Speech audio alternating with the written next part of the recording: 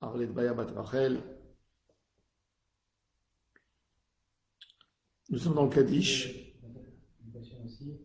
Et pour les 11 mois de Chaim Yosef Ben Eliaou et David Ben Moshe et Gabriel Ben Rivka. On était dans le Amen Yesh Miraba, dans le Amen du Kaddish. On a parlé de l'importance du Kaddish, les sortes de Kaddish que nous avons. Avant le Amen Yesh Miraba, on dit V'imru Amen. V'chayichon, V'yomechon, V'chayedechol Bet Israël, Ba'agala ou Bisman qu'arrive, on souhaite que la Géoula elle se passe très prochainement. V'imru Amen. La Gemara elle dit, qu'est-ce que ça veut dire Amen? D'où est sorti ce mot Amen? La Gemara dans Masechet Shabbat Avkuf Yutet, feuille 119, nous dit que Amen c'est l'acronyme de El Melech Ne'eman. Ce qu'on dit avant Kriyat Shema, El Melech Ne'eman, c'est l'acronyme de Amen. El, quand Akadosh Baruch Hu a créé le monde, il a créé par le nom El. C'est un tzimtzum de Elohim, c'est Bereshit bara Elohim, Vayomer Elohim, Elohim, Elohim, Elohim. C'est El. El, c'est Dieu qui a manifesté sa grandeur au moment de la création du monde. Melech, c'est Dieu qui a exprimé sa royauté.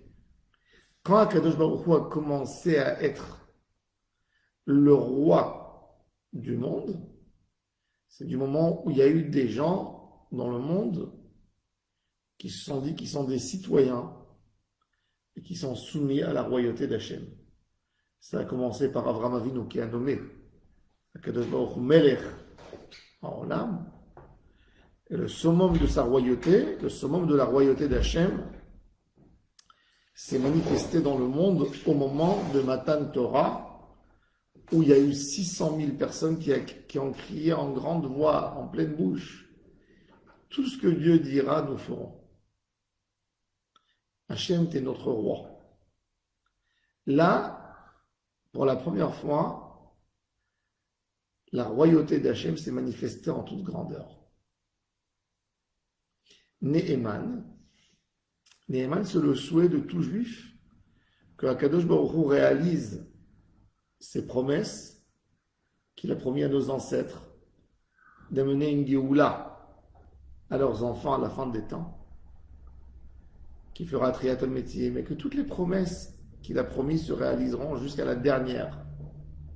Ça, c'est Ne'eman, confiant. On fait confiance en toi.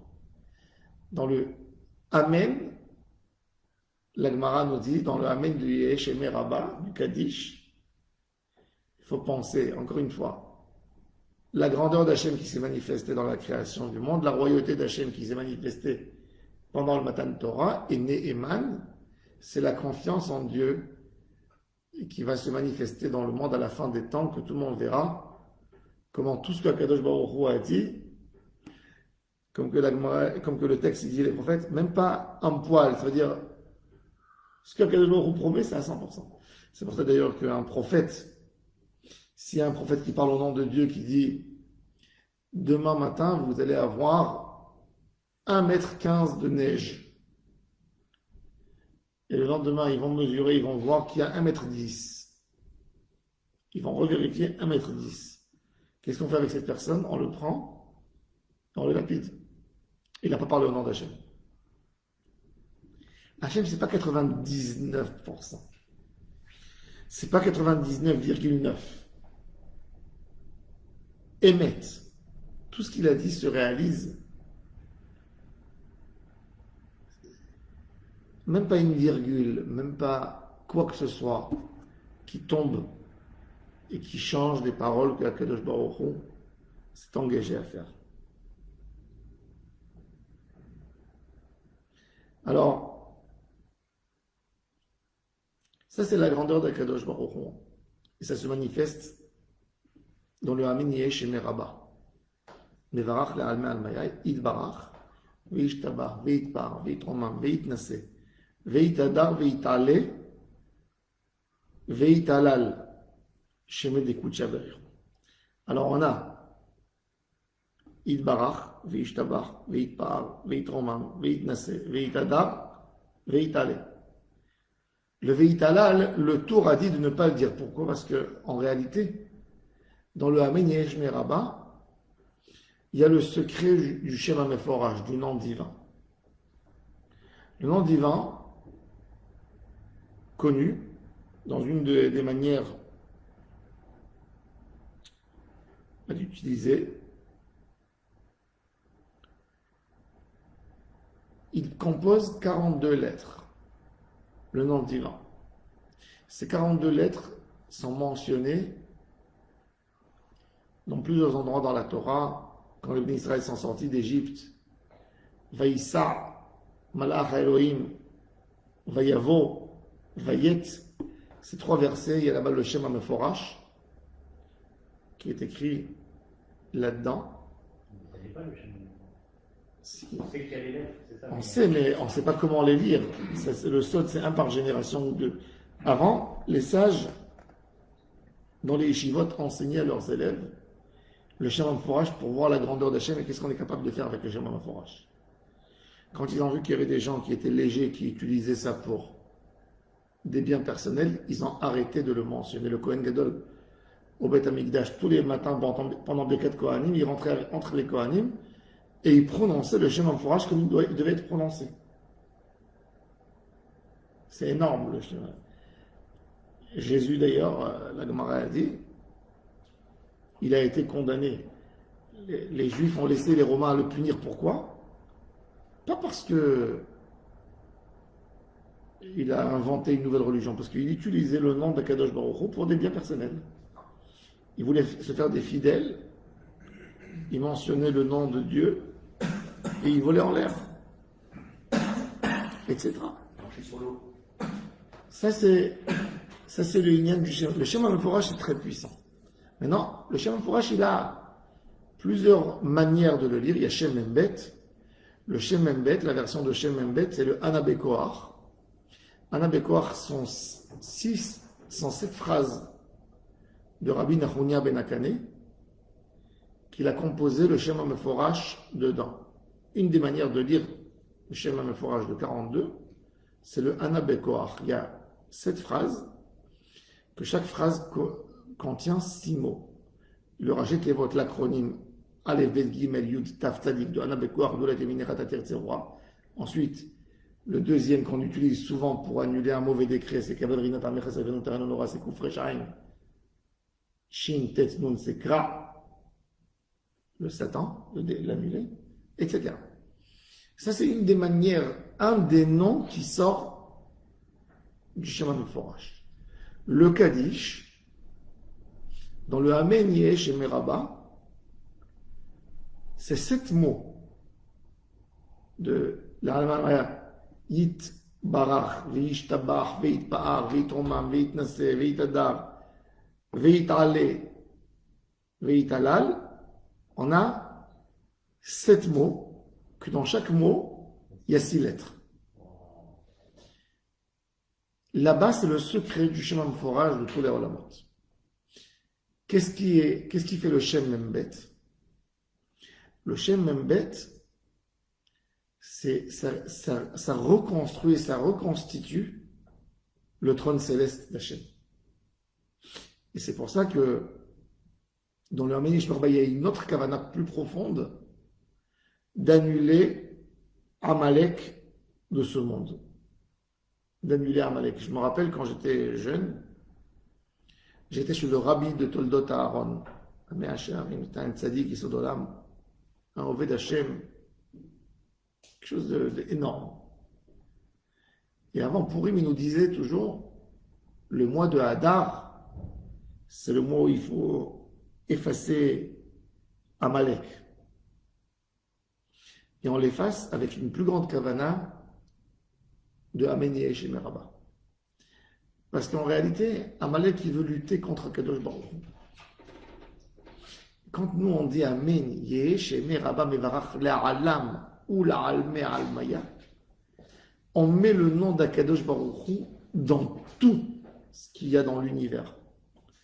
Il n'y a rien qui échappe de la présence divine, et c'est nous qu'on appelle, on fait une appellation du nom d'Hachem dans chaque endroit de l'univers. Donc il y a un débat dans les Mefarshim, est-ce que le Yid Barach est lié dans le Shem HaMeforash ou le Beit Halal, d'accord?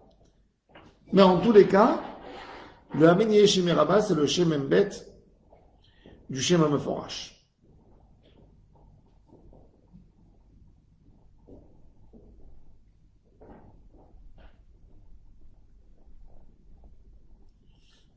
C'est vrai que dans Yid Halal, il y a 5, que dans Yid Barach, il y a 5, mais le Gaon de Vilna, il dit que dans Veit Halal, il y a 7. Dans Il y a 8 mots, il y en a pas 7. Veit Romam, excusez-moi, dans Veit Romam, il y a 2 vaves. Veit Romam. Donc ça nous fait en fait, dans le Veit Romam, 7 lettres, et on est complet avec 42 lettres dans le Shem HaMeforash. Et c'est pour ça que le Tour a bien dit, a mentionné le Marzor Vitri, le livre de Vitri, qui dit que même les anges sont jaloux quand ils voient les accessoires qu'on obtient, nous, dans notre prière.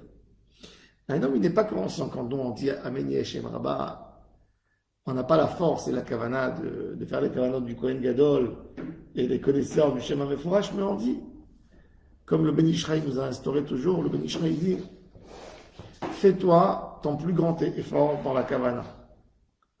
Et dit que la kavana sera complète d'après ce que le Harizal a instauré, d'après ce que Rabbi Shimon Bar Yochai a enseigné, selon les tzadikim. Mais toi, fais ton effort, le plus grand effort possible. Celui qui fait Amen Yesh Meraba de toute kavana, il annule tous les mauvais décrets qu'il peut y avoir sur lui. Même 70 ans, la Gemara dit de mauvais décrets, un homme peut l'annuler.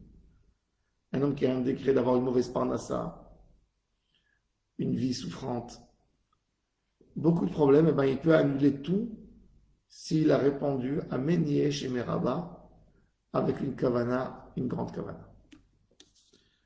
ברוך אתה אדוני אלוהינו מלך העולם שהכל נהיה בדברו. La Gemara dit dans Brachot que Rabbi Yossé, Brachot Daf Gimel, Rabbi Yossé un jour il est rentré dans une ruine de Jérusalem pour faire sa prière. Et Eliyahu Hanavi est venu, l'a attendu à la porte. Et quand il a terminé sa prière, Eliyahu lui a dit, mon fils, pourquoi tu es rentré dans cette ruine? Il lui a dit, je ne voulais pas être perturbé dans ma prière par les passagers. Et Eliyahu Hanavi lui a dit, il fallait faire une petite prière et ne pas rentrer dans cet endroit quand même. En tous les cas, après, Eliyahu Hanavi lui dit, mon fils, qu'est-ce que tu as entendu quand tu étais dans la ruine? Tu as entendu une voix? On parle ici de Rabbi Yossé. Rabbi Yossé, un des Tanaïm. Il dit, oui, j'ai entendu une voix comme le sifflement de la colombe. Oui, je ne sais pas comment le faire. La colombe. Voilà. La colombe, un cri divin, que la colombe, elle pleure. Et on entend des mots.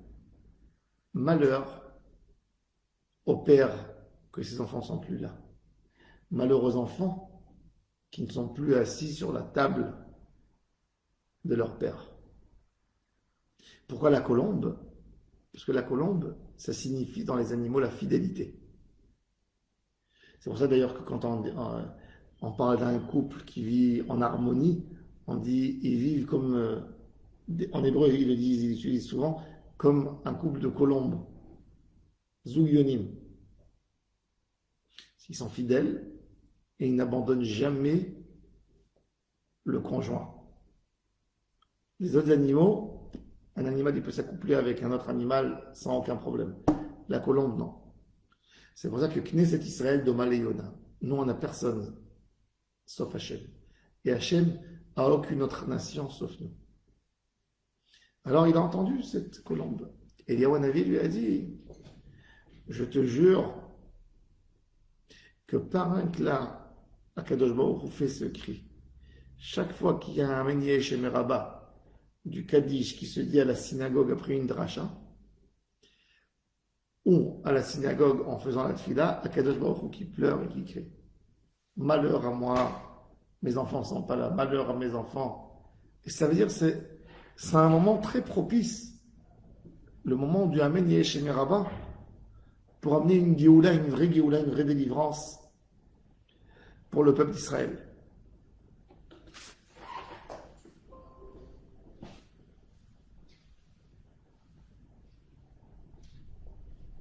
Et bon, donc on fait le Kaddish, et après on dit qu'Akadosh Baruch Hu sera loué plus que toute louange, plus que toute bonheur, plus que toute bénédiction, et plus que toute condoléance.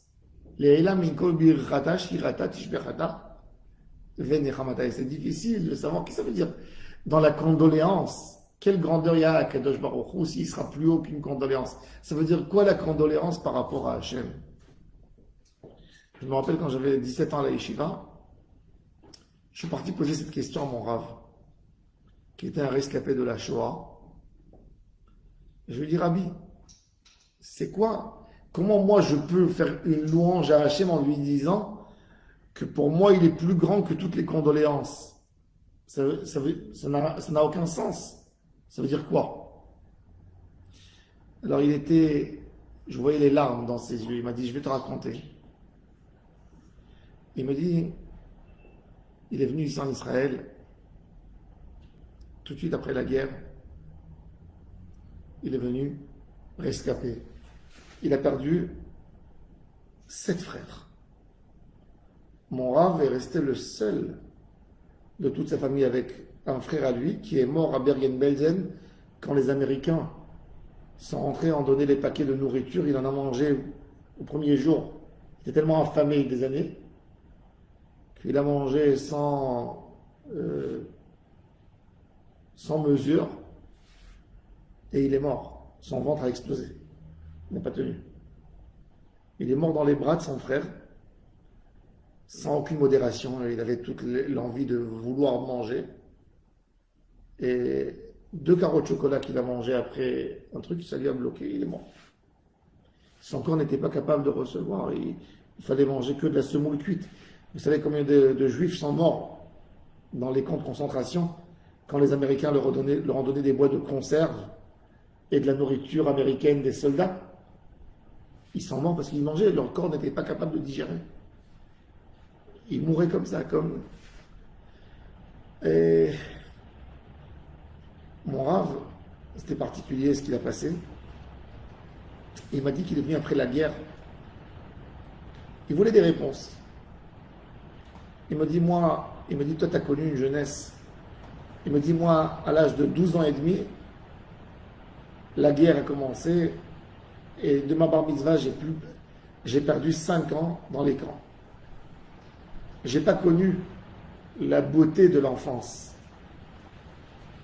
Il a perdu ses 7 frères. Et il est venu chez Rabbi Aaron de Belz, le rabbi de Belz qui s'est sauvé de la Galicie. Il était en Roumanie, en Hongrie à un moment. Et lui, il a perdu 11 enfants. Tous ses enfants. Le rabbi de Belz qu'il y a aujourd'hui, c'est pas le fils du rabbi de Belz, c'est son neveu.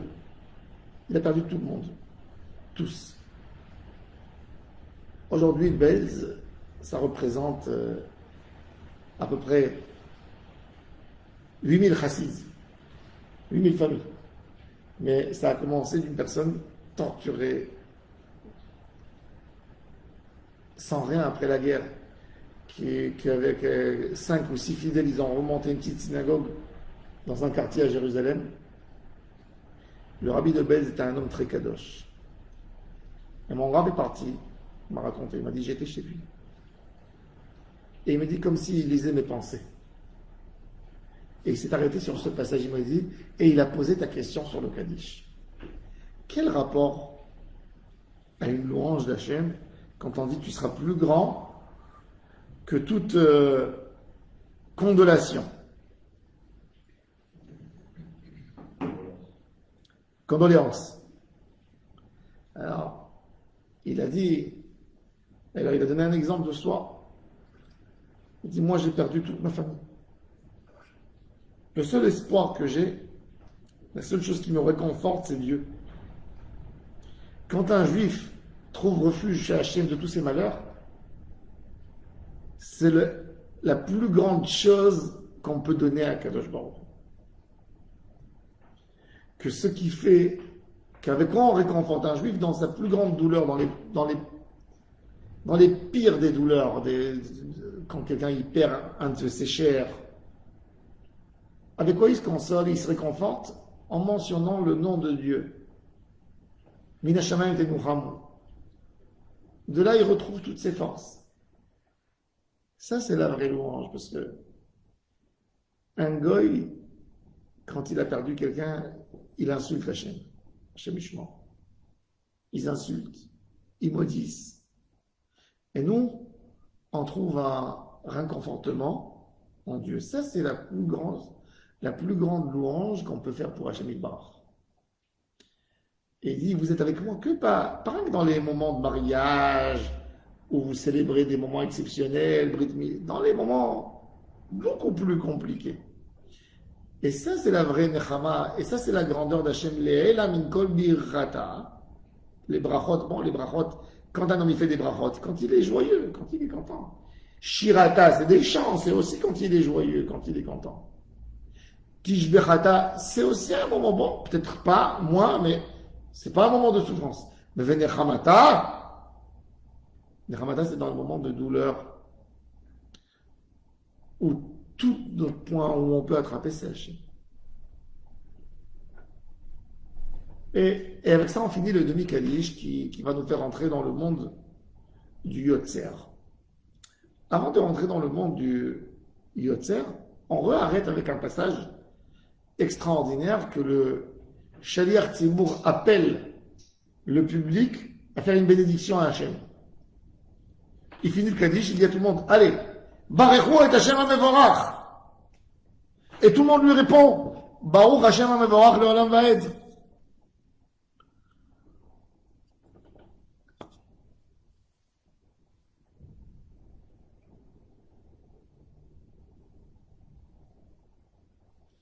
C'est quoi Barechu? Dans Tana Deve Eliyahu, c'est un livre de Rav Anan, un des sages du Talmud. Ce livre est partagé en deux. Tana Deve Eliyahu Rabba et Tana Deve Eliyahu Zuta. C'est quoi l'idée du livre Tana Deve Eliyahu? Tana Deve Eliyahu, c'est l'étude de Rav Anan, un des sages du Talmud, avec Eliyahu Hanavi en tête à tête. Et il écrit ce que Eliyahu Hanavi lui dit. Et Eliyahu Hanavi lui cite des paroles de tzadikim contemporains de cette génération, de la génération d'avant. Et Rav Anan qui complète un peu l'idée, mais qui l'écrit. Et un jour, Rav Anan est descendu un peu de niveau spirituel. Quand il voyait Eliyahu Hanavi, il ne pouvait plus résister devant lui de la lumière, donc il s'est fait une boîte. Et il s'est enfermé dans la boîte. Et comme ça, il arrivait à étudier avec Eliyahu Hanavi. Et ce qu'il a étudié pendant toute révélation de Eliyahu Hanavi, il a appelé Tana Deve Eliyahu Zuta. Il y a Tana Deve Eliyahu Rabba et Zuta. C'est pour ça que c'est une grande zgoula de lire Motzei Shabbat du Tana Deve Eliyahu, parce qu'on parle de Eliyahu Hanavi, une étude de Eliyahu Hanavi. C'est un livre qu'on a, c'est extraordinaire ce livre. Moi j'ai étudié, il y a des bonnes éditions bien ponctuées. C'est un livre exceptionnel, il y a énormément de moussard. Des paroles de Eliyahu Hanavi.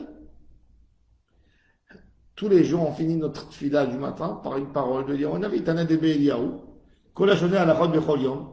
On veut mettre Eliyahu Hanavi. Et ce livre, il est entièrement de Eliyahu Hanavi. Eliyahu Hanavi qui raconte à Rav Anan une histoire qui s'est passée avec Rabbi Akiva. Écoutez bien l'histoire. Rabbi Yochanan ben Zakkai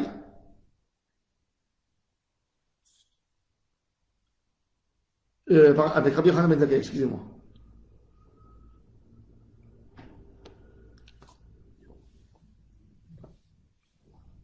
Rabbi Yochanan ben Zakkai,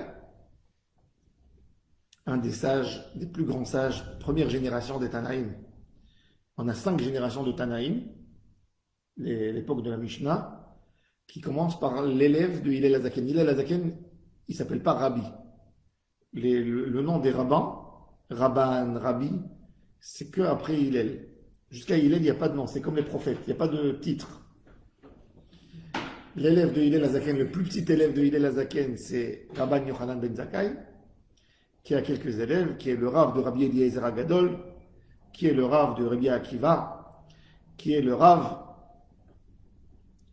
de Rabbi Meir Baal Hanes et de Rabbi Shimon Bar Yochai, et qui dans cette génération, c'est des rabbanim de Rabbi Yehuda Anassi, l'auteur de la Mishnah.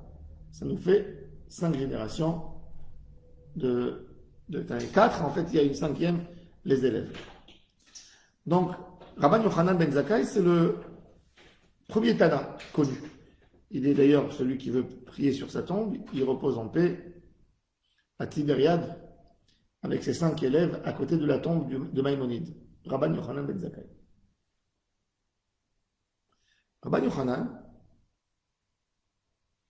la Gemara elle dit sur lui, même quand il voyait des palmiers, il savait ce qu'ils parlaient entre eux. Même les palmiers, pourquoi les palmiers? Palmiers, c'est intéressant dans les fruits.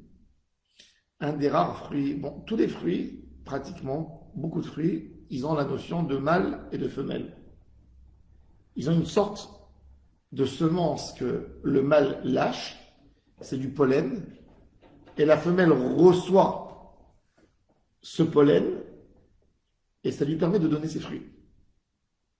Et les palmiers, comme ils sont hauts, ils ont besoin du pollen.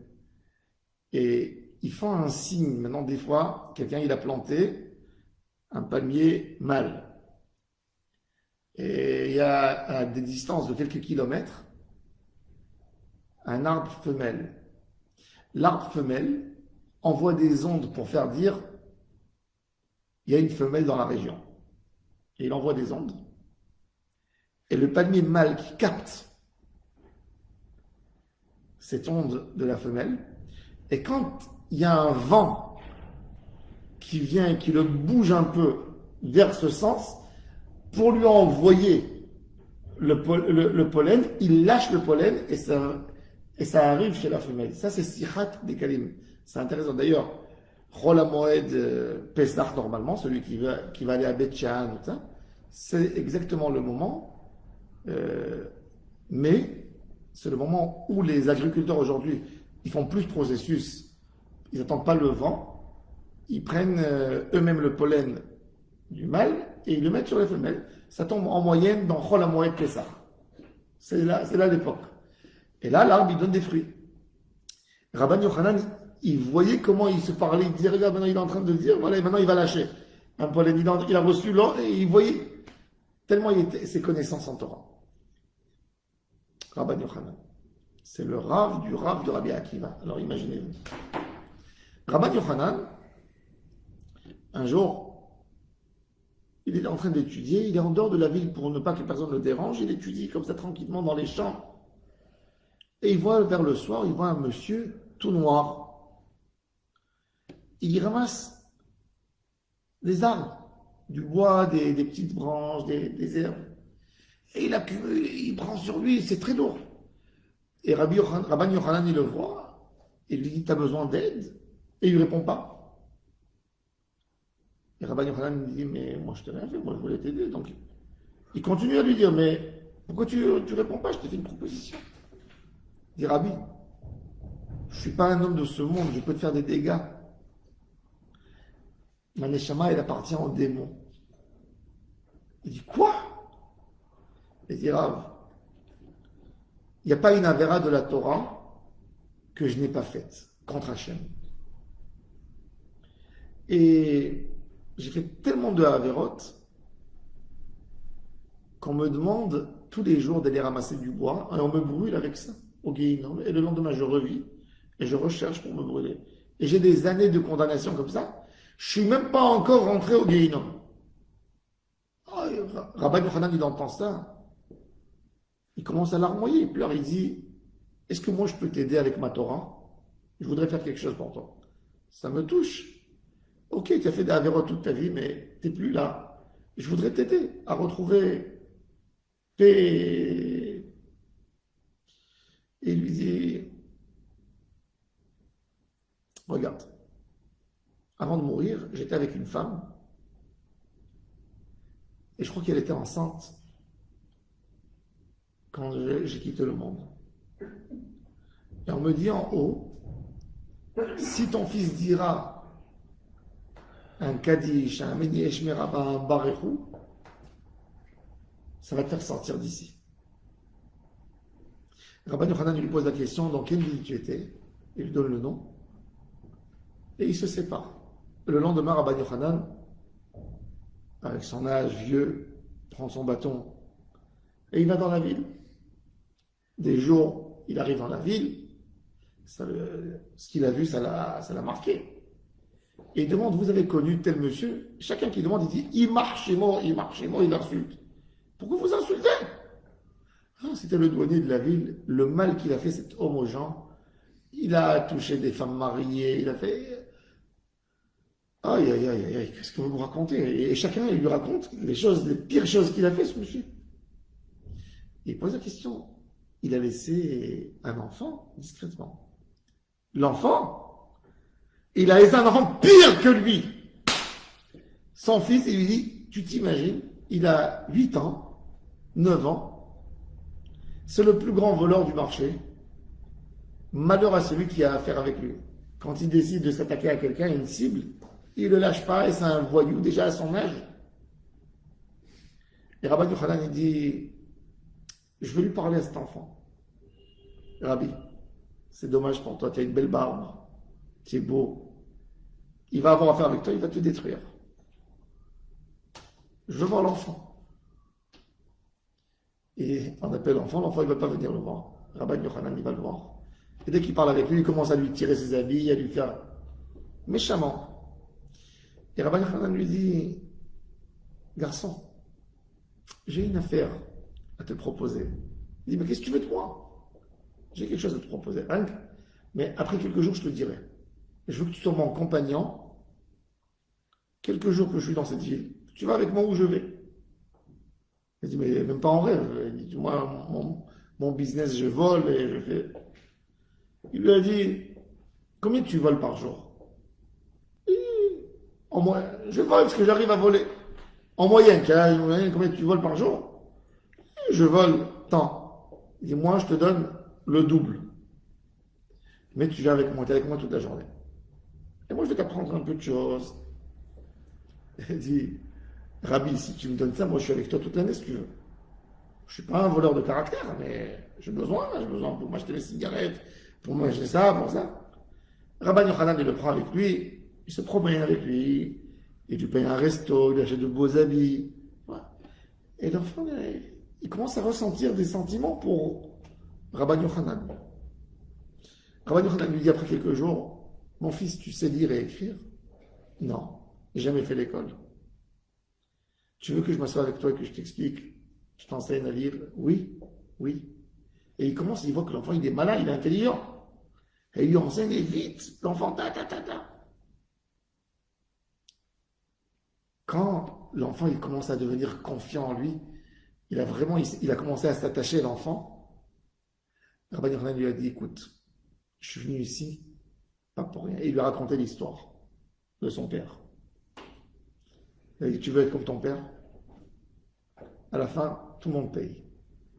Je suis venu ici, est-ce que tu es d'accord de faire quelque chose à la mémoire de ce père que tu n'as jamais connu? L'enfant qui pleure. Il a dit oui. Je te demande de venir avec moi à la synagogue, je vais t'apprendre à mettre les tefilines. Et tu vas monter, et tu vas commencer à faire ta prière. Et doucement, doucement, il lui apprend toute la prière. Après un moment, l'enfant, il a eu la pêche, il a dit, je veux essayer de faire la tefila moi. Il a mis à côté de la théba, et l'enfant qui a fait le barechou, pour appeler tout le monde à répondre Baruch Hu et Hashem HaMevorach. Le même soir, Rabban Yochanan Ben Zakkai, il rêve le monsieur qu'il a vu habillé en blanc et son visage qui était clair. Il vient, il pleure dans le rêve, il dit d'émotion, il dit Rabbi, comment je peux te remercier? Quand mon fils a dit Baruch Hu et Hashem HaMevorach, on m'a fait sortir tout de suite de la situation où j'étais et on m'a fait rentrer au Gan Eden. Avec le Baruch Hu et Hashem HaMevorach que mon fils a dit pour moi. Ça c'est Baruch Hu et Hashem HaMevorach. Que Dieu te bénisse et te remplit et te comble de bonheur et de joie comme que tu as fait pour moi. Que tu as été sensible pour une peine d'un juif, tu as quitté ta maison, tu as quitté ton foyer, tu es parti pour prendre cet enfant. Et ça, c'est l'histoire d'un Baruch Hu et Hashem HaMevorach. Quand un homme il fait Baruch Hu, l'idée de la bracha, en réalité, Kadosh Baruch Hu, c'est pas je te bénis. En français, quand je traduis bracha, je dis je te bénis. Mais en hébreu, ça a une grande signification. Quand on dit Baruch Ata Hashem, c'est toi, tu te connais dans ta dimension, tu seras une source de bonheur pour nous. La bracha, c'est une demande à Hashem qui manifeste, c'est la clé de l'endroit où Dieu manifeste son abondance dans le monde. Baruch Hu, ouvrez, et Hashem qui est Mevorach. Bracha ou Mevorach. Akadosh Baruch Hu qui nous donne la bracha. Le Gaon de Vilna, il a dit Mevorach par les tzadikim. Les tzadikim, ils ont une clé extraordinaire qu'ils arrivent à faire descendre tout le shefa et l'abondance d'en haut en bas par une bracha. À l'époque, les tzadikim, quand quelqu'un il allait chez un tzadik, il était malade, le Rav il faisait une bracha sur un petit verre d'eau ou un peu de maria. Il faisait la bracha avec kavana, il lui donnait bois. C'est tout. Tu vas guérir. La bracha que le tzaddik il a mis le Shem Hashem dedans, il a éclairé le monde entier avec.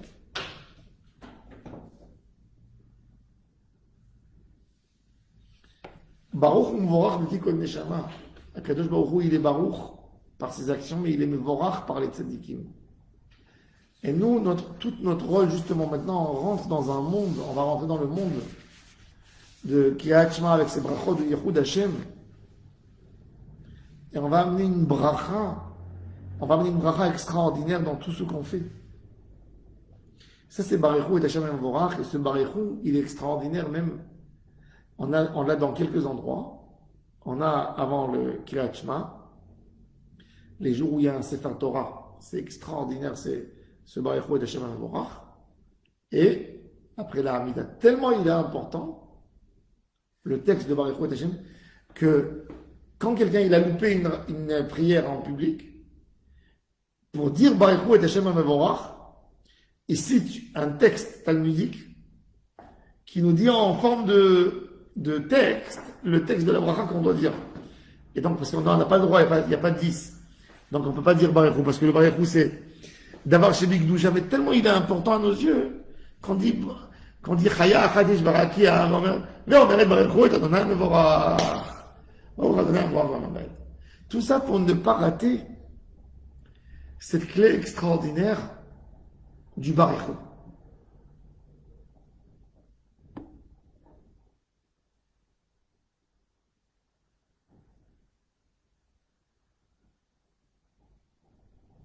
Et là, on va rentrer, Bezrat Hashem, dans tout le inyan des brachot du Yotzer Or au Borei Chosher. On commence par le Yotzer, c'est le Olam de la Yetzira. C'est-à-dire, Akadosh Baruch Hu, quand il a donné l'ordre, il a commencé à faire le secret du Tzimtzum. Alors, le secret du Tzimtzum, on a eu, dans le secret du Tzimtzum, on a eu une rétractation d'Akadosh Baruch Hu dans l'infini d'Hachem, qui a donné un espace libre et qui a créé des mondes par lesquels une lumière spéciale qui descend par des filtres. Alors il y a des sphères, mais aussi il y a 4 mondes principaux qui s'appellent Abia. L'acronyme c'est Abia. Abia, ça veut dire le monde de la Hatzilut, en acronyme, Beria, Yetzira et Asiya. Et en réalité, on a atteint des moments extraordinaires. L'idée de la tfila, c'est comme il a dit Rabbi Yeshua, qui est mentionné dans Even Ezra. Le secret de Yaakov Avinu qu'il a vu, il a vu une échelle plantée en bas, dans la terre, et que sa tête, la tête de l'échelle, elle touche les cieux.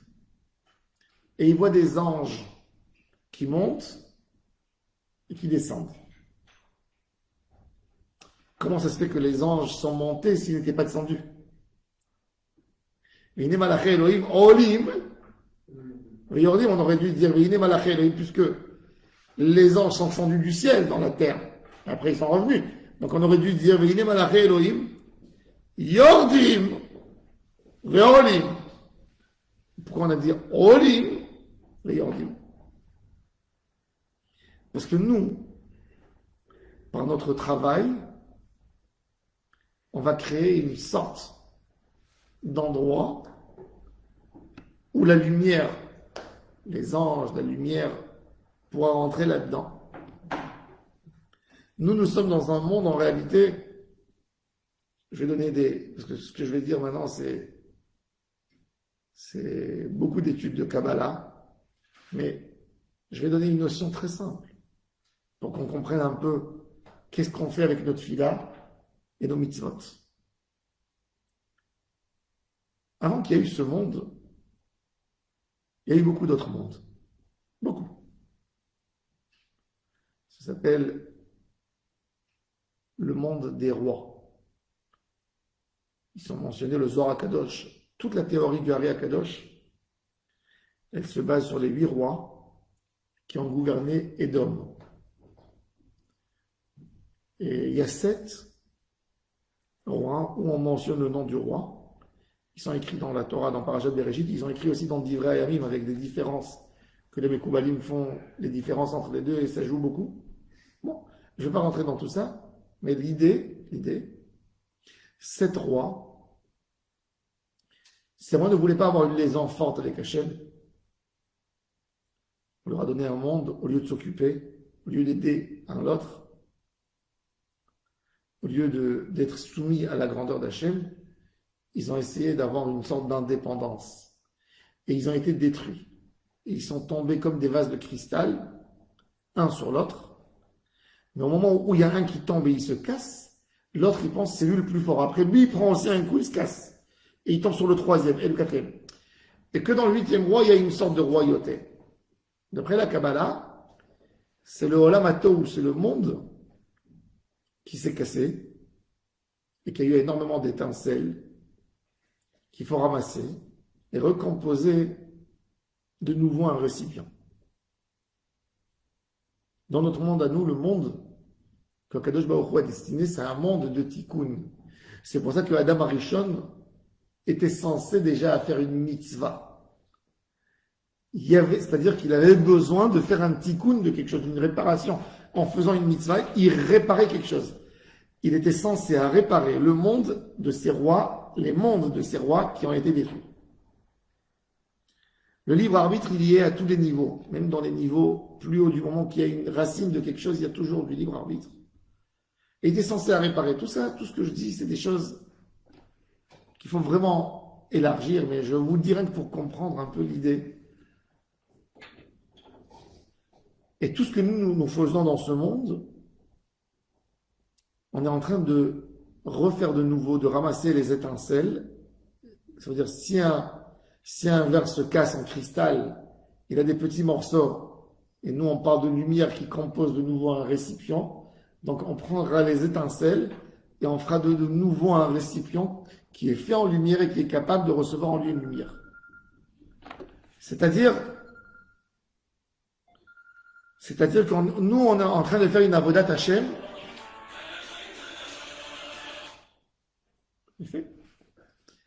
Nous on est en train de faire une avodat Hashem, un travail. On est en train de faire un travail justement de pouvoir ramasser la lumière par nos mitzvot et nos maasim tovim. Chaque mitzvah qu'un juif fait, il prend un morceau qui était séparé, il est en train de l'unir avec un autre morceau. Et c'est pour ça que les anges d'en haut, c'est le shefa, parce que quand ces rois ils se sont cassés, la lumière elle est remontée en haut tout de suite. La lumière, elle ne se détruit pas. C'est une énergie qui ne se perd pas. Elle est en l'air. L'ampoule, elle est là pour garder la lumière. Quand il n'y a pas d'ampoule, c'est pas qu'il n'y a plus de lumière, c'est que la lumière, elle s'est éparpillée. Mais elle reste dans l'infini. Quand je vais refaire une ampoule, je pourrais remettre avec une énergie, refaire rentrer la lumière là-dedans. Et nous, quand on est en train de faire une mitzvah, quand on est en train de faire une tefila, on est en train de créer de nouveau un kéli, un récipient qui est capable de recevoir la lumière. Et c'est pour ça qu'on a besoin de faire olim.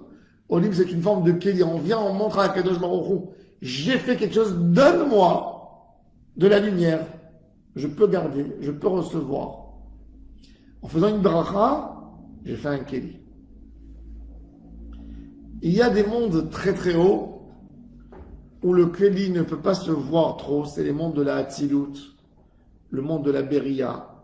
Mais quand on rentre déjà dans l'idée de Yotzer Yetzira, on commence à faire des choses. Boré, c'est quelque chose de rien à la base. Yotzer, c'est une matière. Une matière Yetzira. Je touche quelque chose.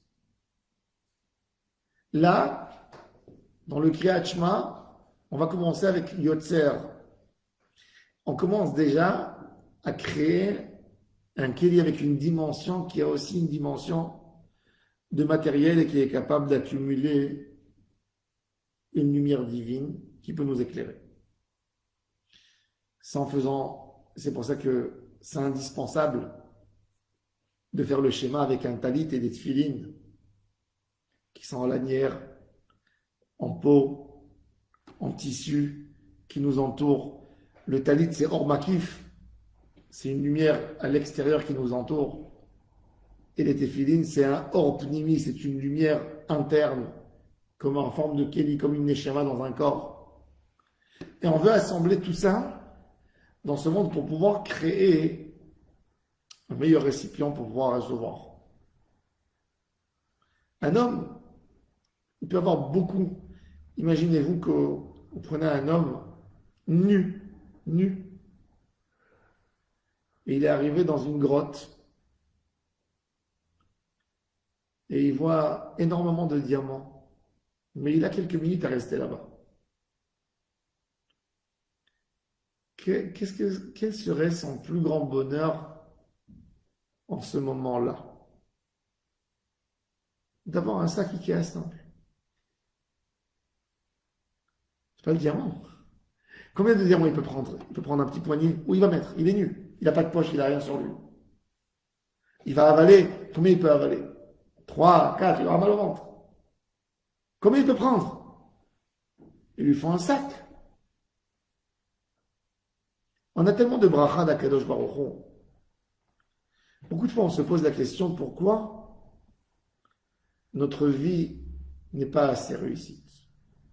Pourquoi on passe à côté, on arrive presque à la réussite, c'est tombé.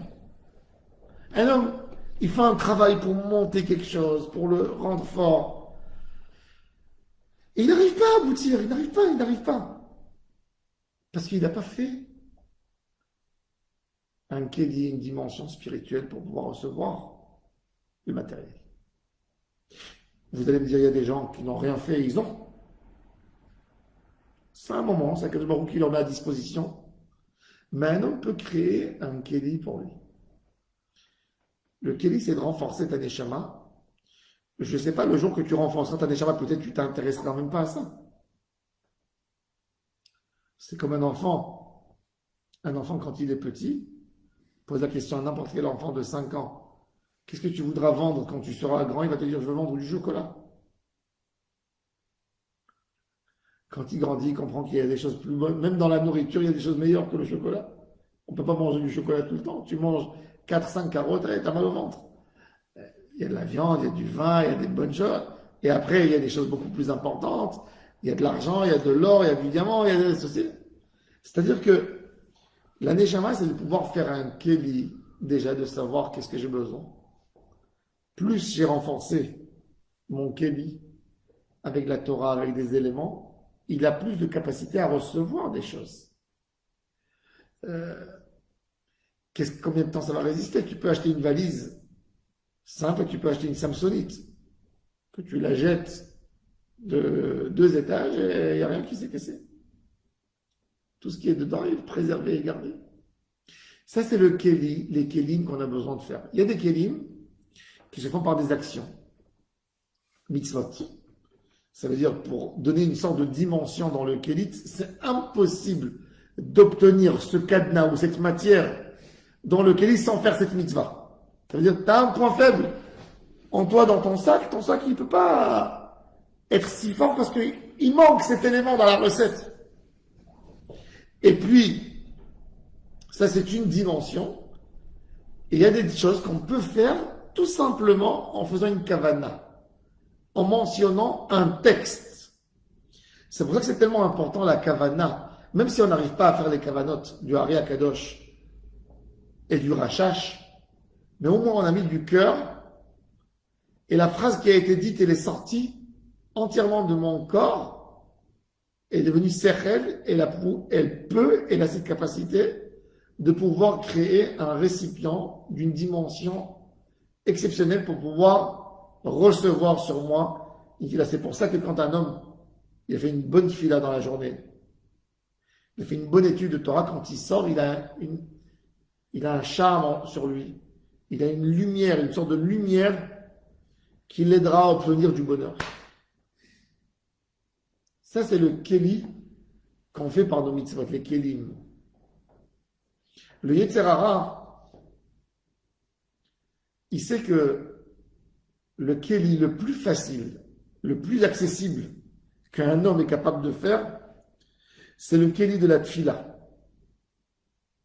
Et c'est pour ça qu'il met tout son Yetzer Hara dans la Tfila. Qu'on fasse le plus mal possible notre Tfila. Que ça devient un rituel. D'ailleurs, on appelle ça un rituel de prière. Que ça devienne du rituel. Que ça devienne des mots qui ne signifient pas pour nous un sens particulier. Des mots qui se répètent. Et il va essayer là-dessus justement pour nous empêcher à accéder au Kéli extraordinaire, exceptionnel qu'on peut avoir pour obtenir du bonheur. Nos sages, les Knesset Agdola, quand ils ont créé la prière, le texte, ils ont mis dedans tout ce qu'un homme a besoin pour sa vie. Tout. Et en fin de compte, ils nous ont créé des kélim pour pouvoir amasser, pour pouvoir accumuler une lumière, parce qu'il faut savoir que quand on parle une prière spirituelle, elle devient matérielle. De la même manière que la volonté divine dans l'infini d'Hachem, quand c'est descendu par des sphères, ça a pu créer de la viande et de la chair et de la terre d'une pensée spirituelle qui n'est pas plus spirituelle qu'une pensée divine d'Hachem. C'est descendu et ça a atteint, même de cette manière exacte, on refait pareil. Et avec une parole de tfila, je suis capable de créer de l'argent, de la parnassa, du matériel au plus bas niveau. Ça se développe et ça tient la forme que je désire. Faut pas croire que la prière, elle reste que dans les mondes. Elle peut atteindre ce que j'ai besoin. Tout. Tout. Avec le Shema Meforash, On peut même y arriver à des choses du besoin quotidien de tous les jours. Le problème de l'homme, c'est qu'il veut avoir le produit épais dans sa forme de matériel sans passer les sphères spirituelles qu'on a besoin pour obtenir le produit. Et il ne veut pas le lier avec le point spirituel qu'il y a en lui. Parce qu'il faut savoir que dans chaque chose, il y a de la spiritualité. Comme il a dit le Baal Shem Tov. Baal Shem Tov, il a dit quelque chose d'extraordinaire. Il dit quand tu manges un concombre, il y a dedans de la spiritualité ou il n'y a pas de la spiritualité? Alors tu vas me dire, non, un concombre, il n'y a pas de spiritualité dans un concombre. Un concombre, c'est un concombre. Mais il te dit, regarde, Moshe Rabbeinu, en étant dans ce monde-là, pendant quand il est monté au ciel, il a eu un miracle. S'il ne mange pas 3 jours, qu'est-ce qui se passe? Il est KO. S'il est KO, il est capable d'étudier la Torah? Faible? Non. Pourquoi il ne peut pas étudier? Il faut qu'il mange. Mais la pensée, c'est spirituel, donc il aurait dû pouvoir étudier. De là, il te dit, tu vois que quoi? Qu'il a besoin de manger du spirituel qui est dans le matériel du concombre. Quand il va manger, le spirituel qu'il y a dans le concombre va lui alimenter sa partie spirituelle qu'il a besoin. C'est exactement comme notre corps. Quand on fait rentrer quelque chose, le corps, il va prendre la nourriture qu'on mange et il va la broyer. Et il va donner à chaque membre ce qu'il a besoin de cette nourriture. Et c'est pour ça que quand on mange des choses pas bien pour la santé, il n'a pas quoi faire avec, ça reste. Et il envoie des choses pas forcément bonnes. Mais l'idée c'est qu'il prend ce qu'on a besoin en sanguin, il met ce qu'on a besoin de vitamines, il prend la vitamine et il envoie au membre qui a besoin de la vitamine. Et c'est ça l'idée de tout. Dans les mondes-là de la tfila, on essaie de donner une harmonie, et de prendre et de digérer. Tout ça pour atteindre notre Amida. Dans la Amida, on va passer des dimensions les plus spirituelles aux objets matériels du quotidien de tous les jours. On va demander Barech Aleinu. On va demander des choses du quotidien, des choses simples. Donc, pour arriver à ce monde de Asiya, le monde du jour au jour, on a bien besoin de préparer toute une préparation pour bien y accéder. Et il faut savoir que chaque mot qu'on dit, ça a une influence. Et c'est exactement ça. Avec ça, on peut répondre aux questions du Gaon de Vilna. Il a dit Yotzer or ou boré chosher. Quand on a compris un peu avec ce que je vous ai donné comme introduction, tu comprends que le boré et le Yotzer, même dans la chose de Asiya qui est yesh mi yesh, elle est forcément alimentée du yesh me'ayin. Dans chaque chose, il y a des racines. C'est pour ça qu'un tikkun, même dans une avera quelque part, il y a l'envie spirituelle qui était taor à la base. La Torah, elle nous dit il y a des choses, dans chaque chose il y a du spirituel, il y a du tikkun. Le problème c'est qu'il y a plus de kilkul que de tikkun, mais il y a dans chaque chose. Autrement, elle ne tiendrait pas. Kilkul, c'est abîmé. Mais dans tout, c'est comme quand quelqu'un il va me dire une cigarette, c'est mauvais. Oui, c'est mauvais, mais dans le tabac, il y a aussi des choses qui sont bonnes pour le corps des fois. Il y a de la nicotine, il y a des choses qui réveillent, il y a des bonnes choses. Mais bon, il y a beaucoup plus de fumée. Mais il y a quelque chose. Dans tout. Dans tout. Dans tout ce qu'il y a dans le monde, il y a les racines. Le sadique, il découvre la bonne racine. Il découvre les choses qui l'aident, qui le rapprochent de Hachem. On va, Bezrat Hashem, faire tout le inyan